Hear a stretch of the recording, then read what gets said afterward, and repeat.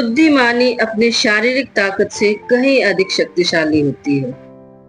कठिन समय में एक शांत मन और चतुर सोच शारीरिक ताकत से कहीं अधिक शक्तिशाली होती है। तो शांत मन की शक्ति पर आधारित एक छोटी सी कहानी जो हमें सिखाएगी कि शांति से और सोच विचार करके किया गया हर कार्य बहुत ही ताकतवर होता है। बहुत समय पहले की बात है कि एक छोटे से गांव में एक किसान रहता था जिसका नाम रामू था। वह बहुत गरीब किसान था। उसके पास एक छोटा सा घर और खेती के लिए थोड़ी सी जमीन थी। रामू के पास भोला नाम का एक मजबूत भैंसा था। भोला कोई आम भैंसा नहीं था। वह बेहद मेहनती, वफादार और बहुत ही बुद्धिमान था। भोला हर दिन रामू के खेत में हल जोतने में मदद करता था। वह बिना शिकायत किए चिलचिलाती धूप में भी काम करता था। भोला की कड़ी मेहनत की बदौलत रामू की फसलें बहुत अच्छी होने लगी। जल्दी ही रामू की गरीबी दूर हो गई और उसके पास शांति से जीवन जीने के लिए पर्याप्त भोजन और पैसा आ गया। रामू भोला से बहुत प्यार करता था क्योंकि वह जानता था कि उसकी यह खुशहाली केवल उसके भैंसे की वजह से ही है। जैसे जैसे साल बीतते गए, भोला बूढ़ा होने लगा। एक दिन खेत में काम करते समय वह थक गया और आराम करने के लिए बैठ गया। रामू ने उसे बहुत चिंता के साथ देखा। उस रात रामू अपने वफादार दोस्त के बारे में सोचकर सो भी नहीं सका। अगली सुबह रामू भोला को पास के जंगल में ले गया और उसके गले में बंधी हुई घंटी को निकालकर भोला से बड़े प्यार से कहा, तुमने मेरे लिए बहुत कड़ी मेहनत की है। अब तुम आजाद हो और खुशी से अपना जीवन जियो। जब तुम चाहो वापस आ सकते हो। भोला को अपने मालिक से दूर जाने का दुख था, लेकिन वह बाहरी दुनिया को भी देखने के लिए खुश भी था। धीरे धीरे वह जंगल के अंदर चला गया। वह जंगल बहुत खूबसूरत था। ऊंचे पेड़, ताजी हवा और बहती हुई जलधाराएं। भोला ने अपने इस नए जीवन का बहुत आनंद लिया।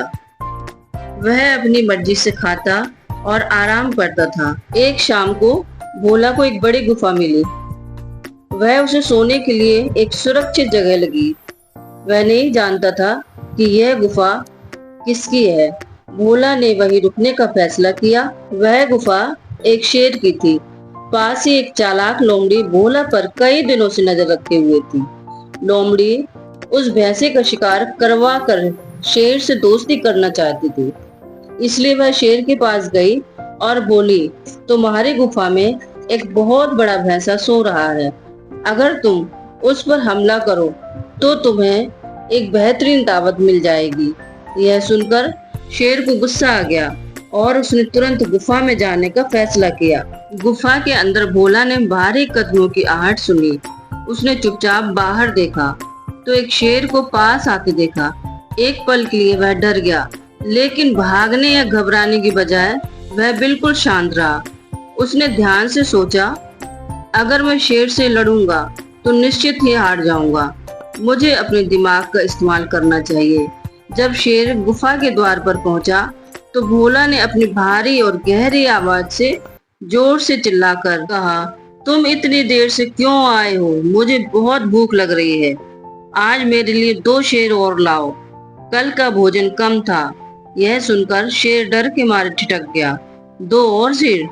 उसने खुद से फुसफुसाते हुए कहा, अंदर ये कौन सा खूंखार प्राणी है जो शेरों को खाता है? शेर पूरी तरह से डर गया और तेजी से वहां से भाग गया।